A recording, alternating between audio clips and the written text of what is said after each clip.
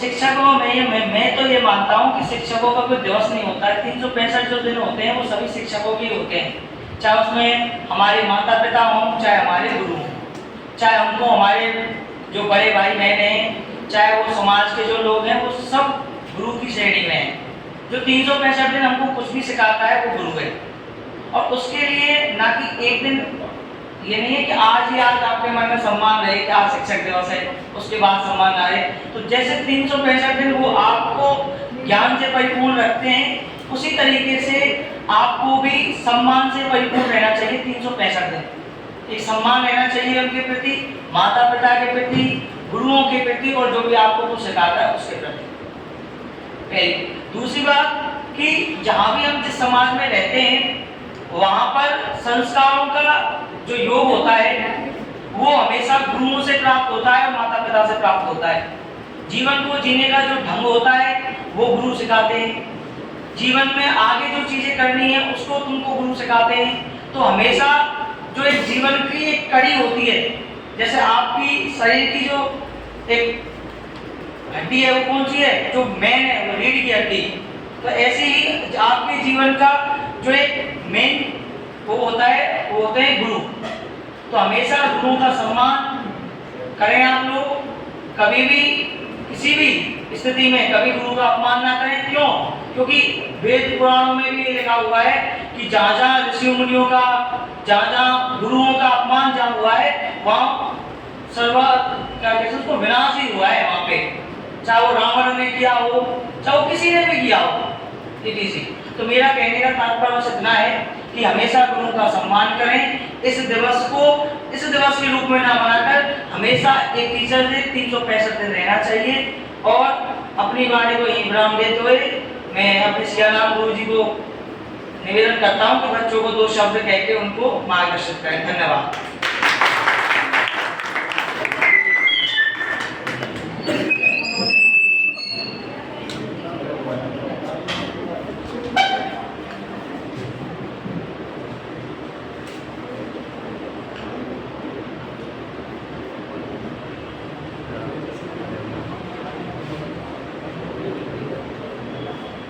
जैसा कि देखिए सचिन जी ने आपके सामने जो भी बातें कही बहुत ही अच्छे स्तर की बात है। आपको पता ही है शिक्षक दिवस, और जिनके स्मृति में अपन शिक्षक दिवस को मनाते हैं, ये उनकी एक अंतिम इच्छा थी। डॉक्टर सर्वपल्ली राधाकृष्णन, जो कि एक अच्छे राजनेता भी थे, अच्छे शिक्षक भी थे, अच्छे इतिहासकार भी थे। और इसके मनाने के पीछे उद्देश्य ये था कि उनको शिक्षा के क्षेत्र में योगदान के लिए राष्ट्रपति पुरस्कार द्वारा सम्मानित किया जा रहा। और मुख्य बात जो रही, जब वो अपने अंतिम समय में यानी जब वो रिटायर हो रहे थे, जैसे कि अब आप लेकर के आए हो सभी शिक्षकों के सम्मान कि सर अपन पे ये भाई कोई भी गिफ्ट पेन वगैरह जो भी है, तो यानी ये सम्मान की बात है। ऐसे नहीं कि आपके साथ जबरदस्ती की गई, आपसे मांगा गया है, ये आपकी स्वेच्छा है। तो इसी प्रकार से उनके रिटायरमेंट के समय जब बच्चे उनके लिए गिफ्ट दे रहे थे तो उन्होंने गिफ्ट लेने से मना कर दिया। गिफ्ट लेने से मना कर दिया। उन्होंने स्पष्ट बोला कि मैं ये नहीं चाहता कि कोई भी शिक्षक को इस प्रकार से कोई भी उपहार भेंट करे। मैं तो ये चाहता हूँ कि इस दिन को जब आप मेरा इतना सम्मान कर रहे हो तो इसे शिक्षक दिवस के रूप में मनाया जाना चाहिए। अब देखिए, केवल भारत में ही नहीं बल्कि विश्व स्तर पर शिक्षा के क्षेत्र में सर्वपल्ली राधाकृष्णन से लोग प्रभावित थे। उनके जीवन की एक छोटी सी घटना मैं आपको बता देता हूँ कि एक बार सर्वपल्ली राधाकृष्णन को किसी अंग्रेज शिक्षाविद ने अपने यहाँ इनविटेशन दे दिया, निमंत्रण। वह आपका निमंत्रण है, भोजन पर आपको आना है। सर्वपल्ली राधाकृष्णन उसे सहर्ष स्वीकार कर लेते हैं, बिल्कुल आएंगे। और सर्वपल्ली राधाकृष्णन उसके कहने पर जब उसके घर जाते हैं वो भी अच्छा सम्मान करता था। सर्वपल्ली राधाकृष्णन जी का अच्छे से स्वागत सत्कार करता है, लेकिन उसमें सिर्फ एक कमी थी कि वह अंग्रेजों को भारतीयों से जो तुलना करता था तो अंग्रेजों को वो अधिक महत्व देता था। उसका मानना ये था कि भारतीयों के पास, प्रत्येक भारतीयों के पास इतना जीवन स्तर नहीं है कि वो अंग्रेजों की बराबरी कर सके। लेकिन सर्वपल्ली राधाकृष्णन के विचारों से प्रभावित होकर, उनके व्यक्तित्व से प्रभावित होकर वह उनका बहुत सम्मान करता। भोजन वगैरह भी उन्होंने कर लिया। और बाद में जब वो विचार विमर्श कर रहे थे तो जैसा कि उसने कहा अंग्रेज ने कि भाई आप भी एक ऐसे भारतीय हैं कि जिसका सम्मान करने का जो मन है वो दिल से करता है। बोले कि हाँ आप भारतीय हैं, वरना भारतीयों का स्तर इतना नहीं है, भारतीय ऐसे नहीं कि उनका सम्मान किया जाए। तो सर्वपल्ली राधाकृष्णन ने कहा कि बिल्कुल सही बात कही आपने, आपके कहने में कोई कमी नहीं है। बोले कि भगवान जब सृष्टि की रचना कर रहा था तो भगवान की देन में अंग्रेज हो, भारतीय हो, कोई भी हो, बोले कि भगवान जब सृष्टि की रचना कर रहा था तो वो एक रसोई में अपना काम कर रहा था। सृष्टि की रचना भगवान ने उस प्रकार से की जिस प्रकार रसोई में खाना बनाया जाता है। बोले भगवान रोटी सेक रहा था, जो रोटी सेकी गई कच्ची रोटी रह गई, जो कच्ची रोटी रह गई वो आप अंग्रेजों का स्वरूप है। जो कच्ची रोटी रह जाती है वो आप अंग्रेजों का स्वरूप है। और कुछ रोटियां बनाने में जो जल गई वो हो गए आपके नीग्रो, वेस्ट इंडीज वाले, लंबे लंबे काले काले बालों वाले। और जो रोटियां सही रूप से सेकी गई, ना तो वो कच्ची रही और ना ही उनको जलाया गया, वो जो बैलेंस रही, संतुलित रही, वो रोटियों का जो प्रारूप है वो है भारतीय। और जैसे ये जवाब इन रोटियों का उदाहरण देकर के अंग्रेज को सर्वपल्ली राधाकृष्णन ने दिया तो उसे अपनी गलती का एहसास हुआ। बोले कि वाकई में ये तो जो बात कही है, और उस बात का पूरा सारांश समझ करके अंग्रेज ने माफी मांगी सर्वपल्ली राधाकृष्णन से। बोले कि मैं समझ गया आप क्या कहना चाहते हैं। तो ऐसे थे हमारे सर्वपल्ली राधाकृष्णन, जिनको लेकर के हम यहाँ बैठे हैं। गुरु मानता है पूरा भारत, और उसी स्मृति में शिक्षक दिवस मनाता है। शिक्षक की हम बात करते हैं तो देखिए आप सभी में भी एक गुरु है। ऐसा कोई व्यक्ति नहीं है संसार में जिसमें कोई गुरु नहीं है। आप भी अपने आप में गुरु हैं। हर चीज, हर विशेषता, हर बात, हर व्यक्ति में अपने व्यक्तित्व के साथ अपनी अलग अलग होती है। कोई भी व्यक्ति अपने आप में परिपूर्ण नहीं रहता, कमियां भी होती है तो अच्छाइयां भी होती है। तो मेरी ओर से भी आप सभी के लिए शिक्षक दिवस की, आप भी हमारे गुरु हैं, आपको भी हार्दिक शुभकामनाएं। इतना ही कहना चाहूंगा सभी के लिए। बच्चा अपनी सुरक्षा से बोलना चाहता हूँ। हाँ, कोई भी बच्चा अगर दो वाक्य अगर कहना चाहे, अपनी बात रखना चाहे, उसमें कोई भी आ जाओ आगे जो बोलना चाह रहा है। एजुकेशन की आवश्यकता नहीं है। मैंने अभी कहा आप भी गुरु हैं। हाँ बेटा, कोई कुछ बोलना चाहता है? कोई नहीं बोलना चाहता? हाँ तो करें कुछ समापन।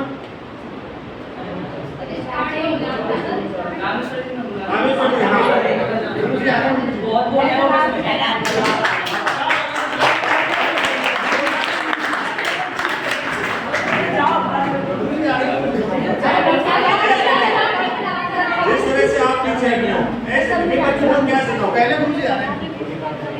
हरवंश राय बच्चन ने कहा था कि नहरों से डरकर नौका कभी पार नहीं होती और कोशिश करने वालों की कभी हार नहीं होती।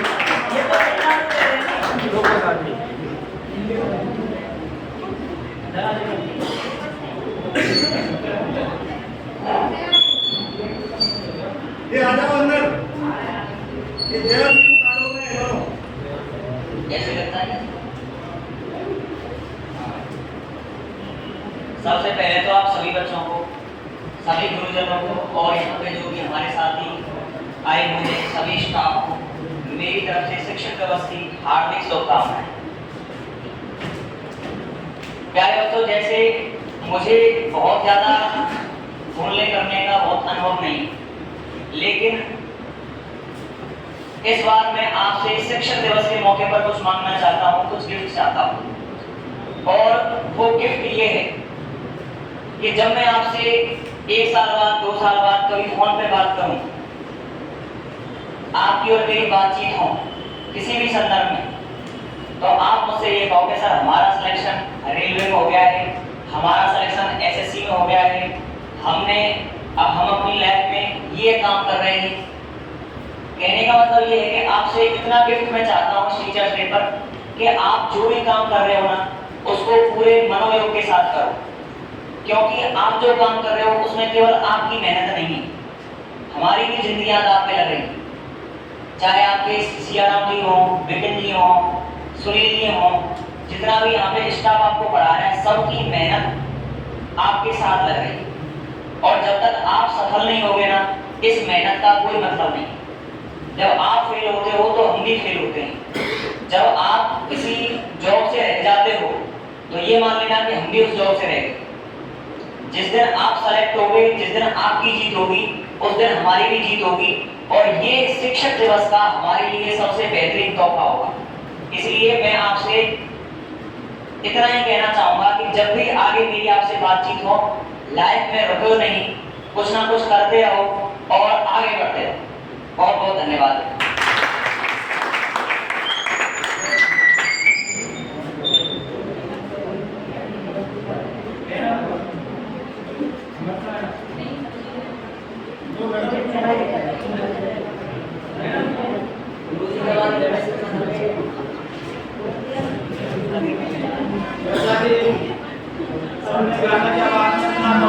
आवाज आ रही है और पीछे वाले उम्मीद कर रहे हो गुरु जी का जो अजीब है बोलेंगे। देखिए सर्वप्रथम तो मैं आप सभी बच्चों का तो माता को आवाज ना पहुंचे तो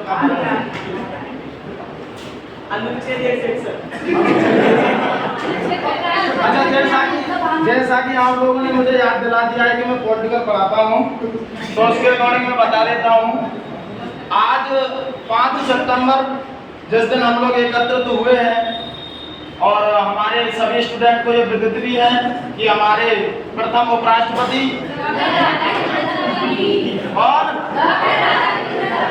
हाँ जी देख लो, मैंने अपनी सब्जेक्ट को प्रमोशन कर दिया आते ही। जैसे कपिल शर्मा में जाती अपनी सब्जेक्ट को पहले प्रमोशन हुए ना, तो आगे जैसा कि सियाराम सर ने बात को समाप्त किया था, मैं वहीं से आगे बढ़ाना चाहूँगा। और आप सबको पता है पहले से ही सर ने भी कहा था कि जहाँ से हमें सीखने को मिले, अर्थात प्रत्येक व्यक्ति हमारा गुरु होता है। जहाँ से हमें सीखने को मिले वही व्यक्ति हमारा गुरु कहलाता है, फिर चाहे चीज़ें निर्जीव हों और चाहे सजीव हों। अब इस चीज़ का जैसा कि बच्चों को पहले से पता है, मैं प्रत्येक चीज़ उदाहरण देकर समझाता हूँ। चीज़ें निर्जीव कैसे हो सकती हैं? एकलव्य की कहानी आप लोगों ने सुनी होगी। उनके जो गुरु की प्रतिमा थी, गुरु सजीव थे लेकिन उनको प्रत्यक्ष रूप से शिक्षा नहीं ले रहे थे, तो उन्होंने प्रतिमा बनाई और प्रतिमा से ही ज्ञान प्राप्त किया। अंत में जब गुरु दक्षिणा की बारी आई तो गुरु दक्षिणा में उनसे क्या मांग लिया गया? अंगूठा, जबकि वो उसके हकदार थे। क्यों नहीं थे भाई? गुरु थे तो हकदार तो थे,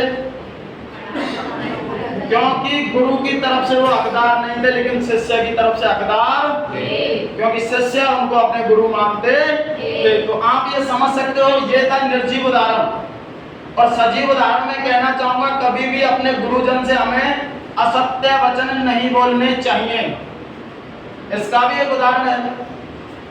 आप लोगों ने उदाहरण के तौर पर परशुराम जी की कहानी तो सुनी होगी।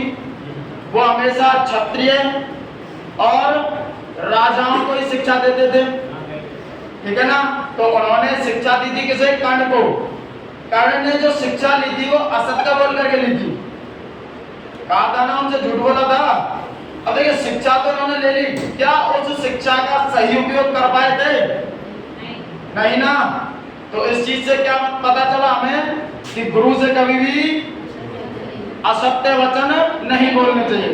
और अंत में मैं कुछ शब्दों के साथ में यही बोलना चाहूंगा कि जहाँ तक सियाराम जी ने छोड़ा था उसके आगे उन्होंने कहा था, जैसे आप लोगों को इनवाइट कर रहे थे, मैं तो बहुत देर से खड़ा बात देख रहा हूँ, कोई समोसे कह दे मैं आगे बोल रहा हूँ। पर लास्ट में आगे जब नाच दिखी, जैसे तुमने देखे नाच हुए का बगल में खड़े रहे, फलाना खींच ले जा रहा तो नाच लूंगा। अब जब इनकी ना निटी तो मैं और सड़क के आगे, जब बिल्कुल ना निटी तो मैं मुड़ दूंगा, तो मैं बोल रहा हूँ।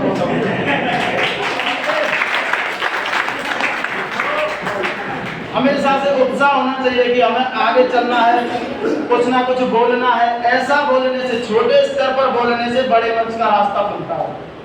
समझ में आ गई बात? अगर किसी को कुछ बोलना है तो वो मंच पर आकर के बोल सकता है, क्योंकि इन्होंने कहा था कि लहरों से डरकर नौका कभी पार नहीं होती, कोशिश करने वालों की, और सच्चाई छुप नहीं सकती बनावटी उसूलों से, और खुशबू आ नहीं सकती कागज के रोलियों से।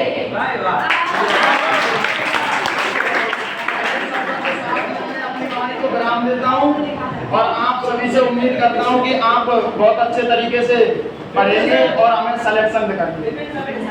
और इन्हीं शब्दों के साथ हम विपिन सर को आमंत्रित करते हैं। अच्छा, सभी को इस सरप्राइज प्रोग्राम के लिए मेरी तरफ से बहुत बहुत धन्यवाद, सभी शिक्षकों को और सभी शिक्षार्थियों को, विद्यार्थियों को, ठीक है ना, क्योंकि आने वाले समय में आप अलग अलग फील्डों में देश का नाम रोशन करेंगे, ठीक है। और जैसा कि सर ने कहा था कि उनको आपसे एक गिफ्ट चाहिए था कि आप लोग उनको सिलेक्शन देंगे, ठीक है। और मैं भी आपसे एक गिफ्ट की उम्मीद करता हूँ, आप लोग जल्दी से जल्दी फीस देंगे ताकि हमारा भी कोई टेंशन तो रहे।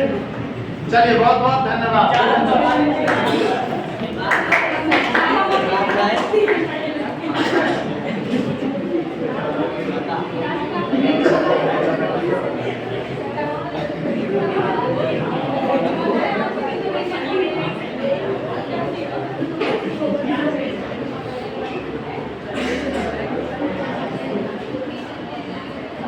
यहाँ पे सचिन सर ने और प्रशांत सर ने मुझे घोषणा करने के लिए भेजा है।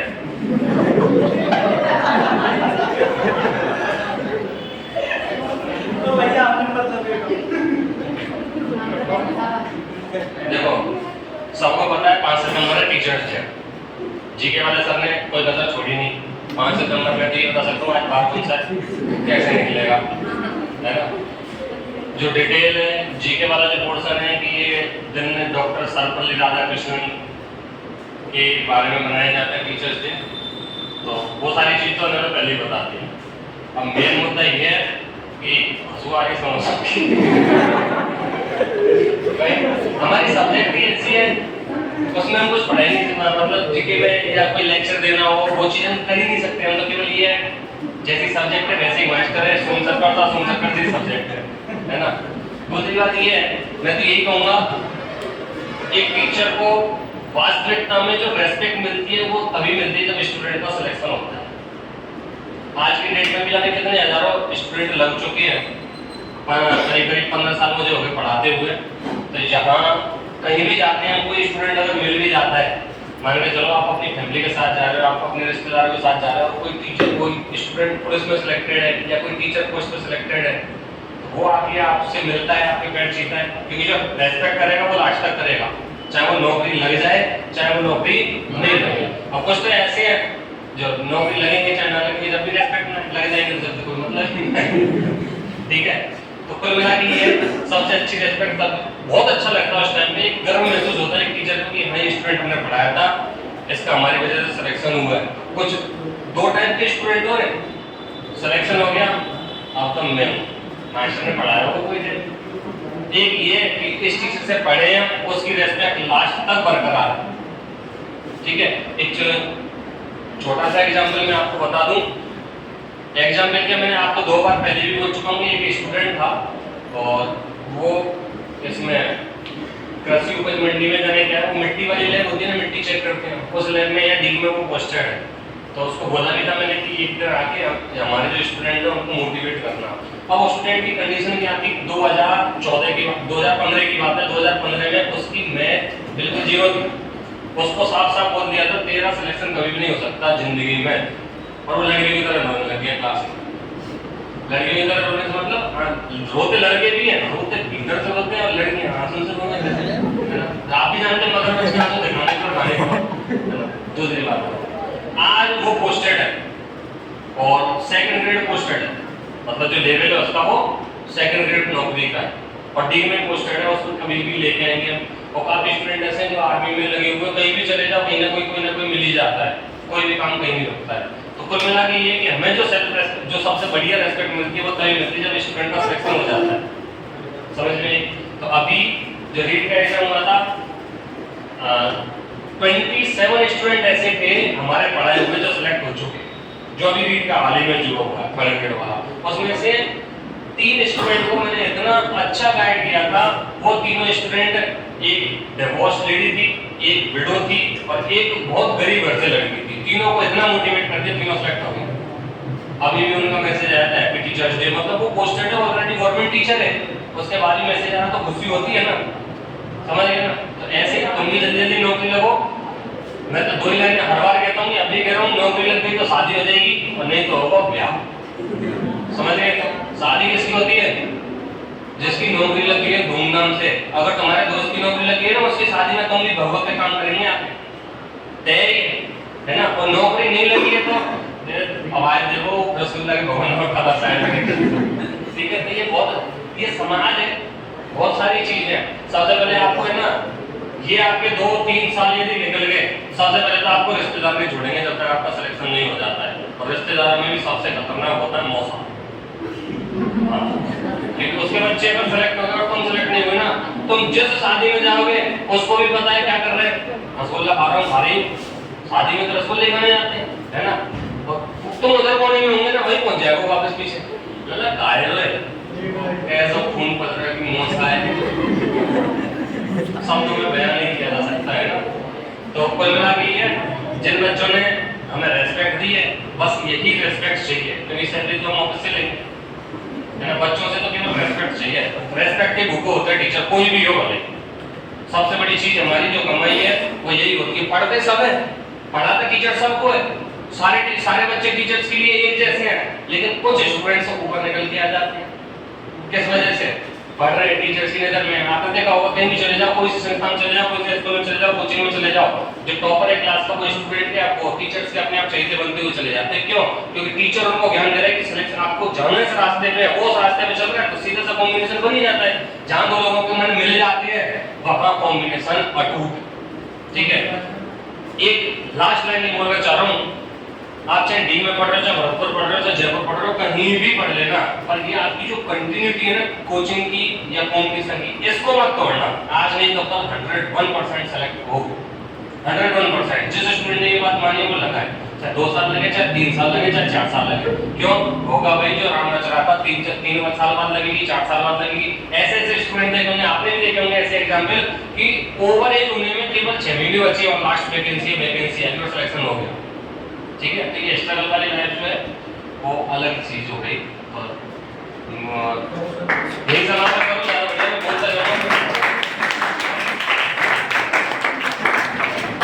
रामेश्वर जी हमारे 200 बोलने कह रहे थे, आवाज आ मेरे से, ये मेरे से चेक कर रहे थे कि मैं आपसे पहले जाऊंगा, नहीं चाहता। हां आपने बोल दिया, सबने बोल दिया। वो घोषणा कौन सी है, कौन सी जगह लेके जा रहे थे? ट्यूल पे कौन सी जगह कह रहे थे? ग्रुप पे। हां मेरे पास मिला, हाँ मेरे पास है ना। जिस दिन अच्छा ये तो एक चीज और थी, एक और घोषणा थी, जिस दिन कोचिंग का मतलब ये बैच कंप्लीट होगा ना, उस दिन दाल बाटी चूरमा की मैंने मना कर दी, क्योंकि दिन में इसका तो सब्जी रोटी ये करा है, ठीक है तो ध्यान रखिए।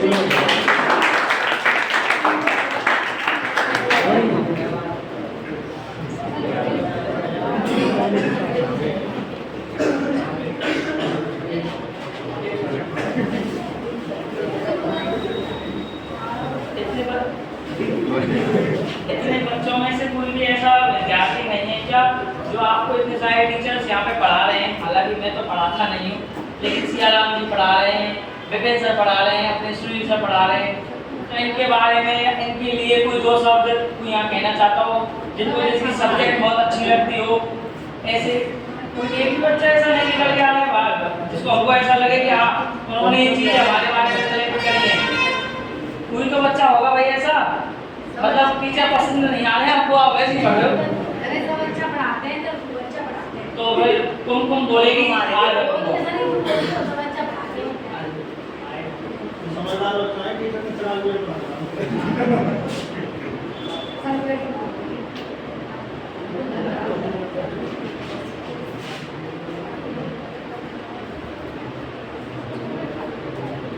आ जाओ सब बच्चे, आ जाओ पीछे आ जाओ सर, ऐसे अच्छा हम सब आ जाए, आ जाओ आ जाओ मुझे समोसा आ जाए,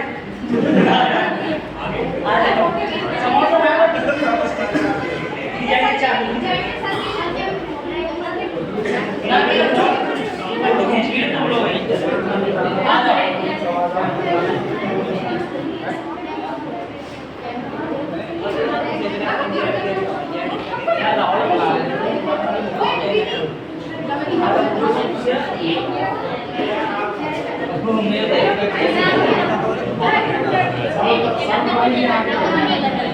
ठीक और से चलिए बेटा प्लीज यहां कोई लड़का दे दे नहीं यहाँ से आइए आ जाओ नहीं आ जाओ सर आ जाओ सर आ जाओ सर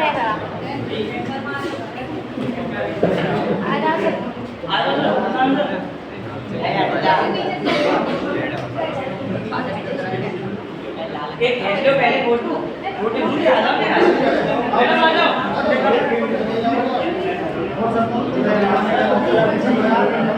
अरे सर हाइट वाइज कर दो हाँ मैडम तुम मेरा तो फोटो ना आओ तुम तो सर इनके नाम मैडम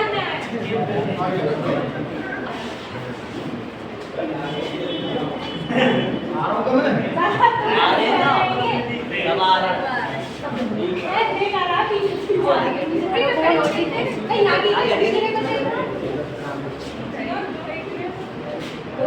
बेटा आश्रम में ले लीजिए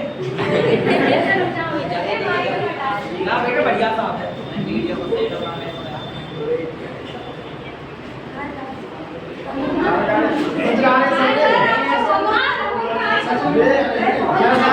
जैसा कि सर ने कहा था ये पेड़ होती है तो सही नहीं है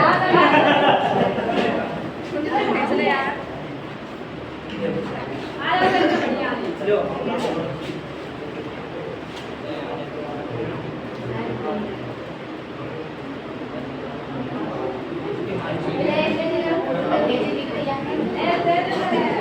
लो भाई लो आ जाओ भाई एक बोतल ले लो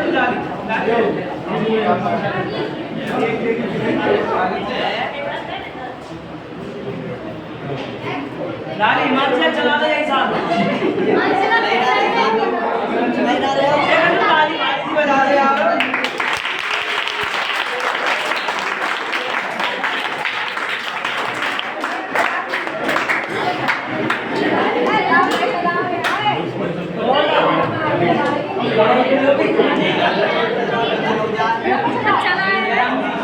तुमको ज्यादा दिया वो खाओ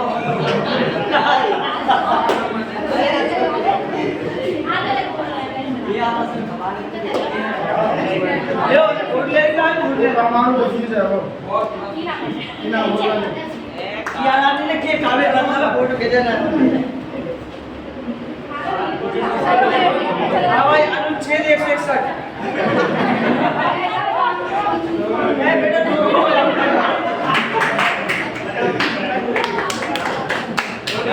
समय लगे भीतर जा से लुक जा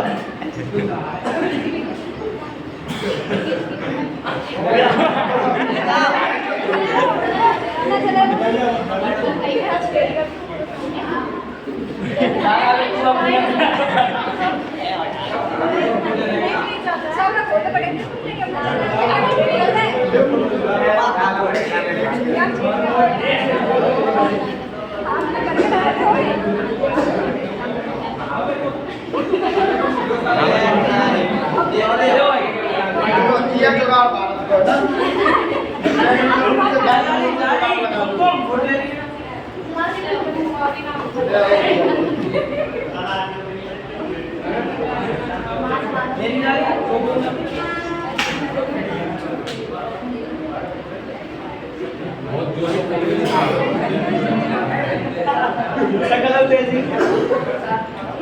भारत अरे सर देख लो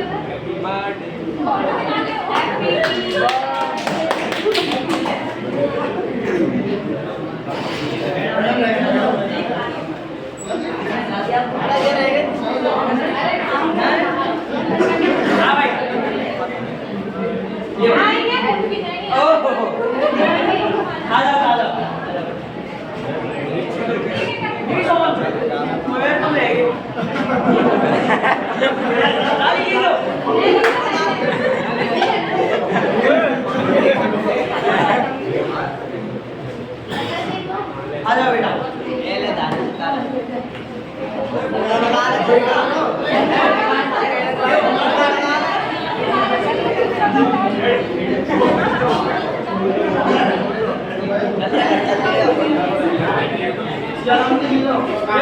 जी जल्दी आ जाओ जल्दी। रामेश्वर जी और या आगे लीजिए बेटा।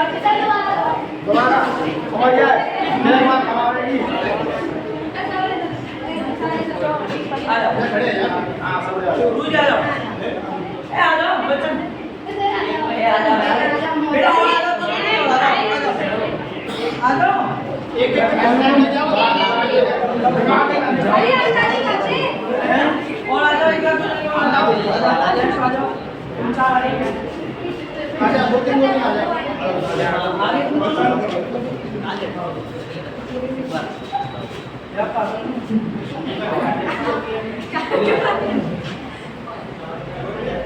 पूरे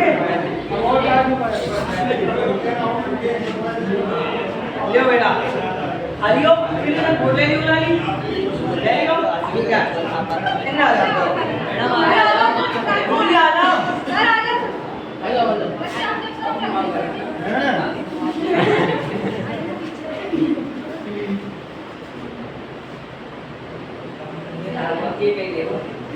एगो का बेटा हो गया फिर है कैमरा मेरी गलत पकड़ ली।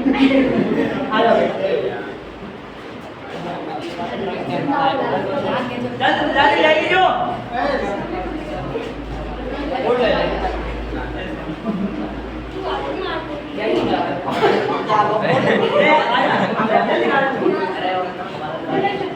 जल्दी आ जाओ पे ले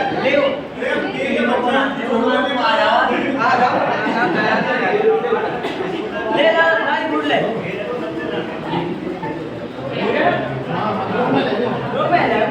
लड़की सभी आ जाओ मेरी तुम लोग भी साथ में जाओ आ जाओ भाग लगा लो बस आज के दिन अरे टेंशन मत ले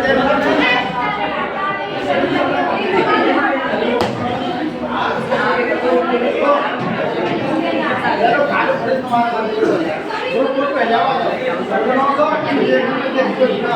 भाई मेरा ये मानना है कि सारी बच्चे एक साथ आ जाएं एक बार में और फोटो खिंच जाएगा बस। ये बात आ जाओ बेटा सब आ जाओ। आ जाओ ये संभाल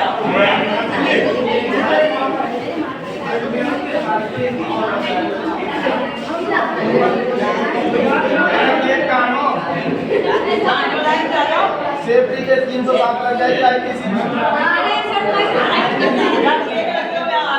अब हम लोग के साथ फोटो ले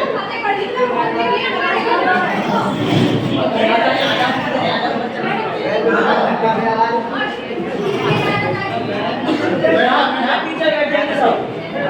तुम पीछे खड़े जाओ। आ जाओ और ये चलो फोटो ले लो। नालिया फोटो ले ली। यार एक के बच्चा में भी छोड़ दो थोड़ा तो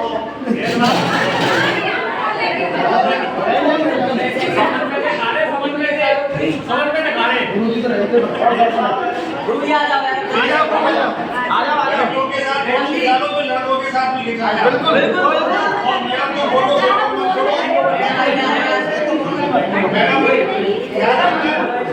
मैडम की शादी के लोग में एक फोटो नहीं दूंगा दोबारा किसी का ठीक है मैडम का फोटो नहीं तुम्हारे ले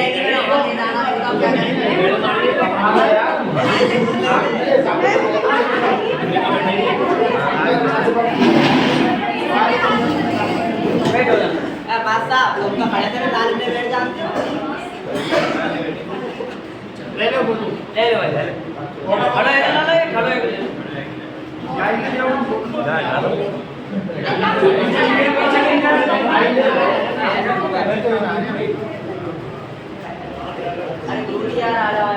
आ गया ना ये तो केक की निगरानी पे मैं केक खाता ही रहूंगा सब में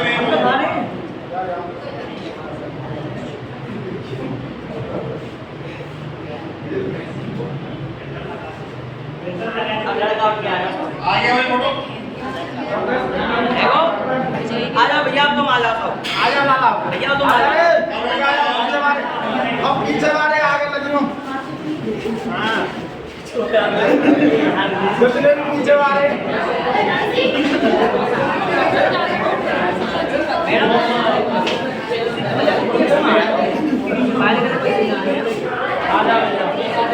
लाली फोटो ले लीजिए। नाम है आप बढ़िया से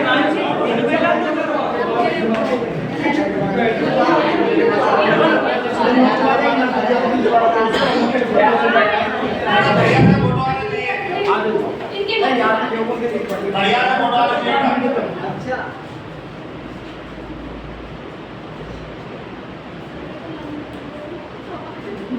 अब ऐसा लग रहा है जैसे अपन पार्टी में जीत गया हो।